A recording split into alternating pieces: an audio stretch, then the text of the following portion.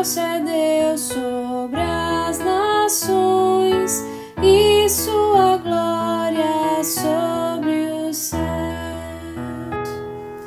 Quem é semelhante a Deus, cujo trono acima está?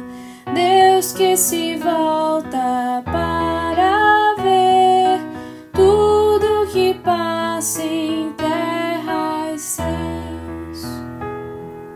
Deus o pobre ergue do pó, do monturo fraco traz, para sentá-lo com os reis, sim, com os reis do povo seu.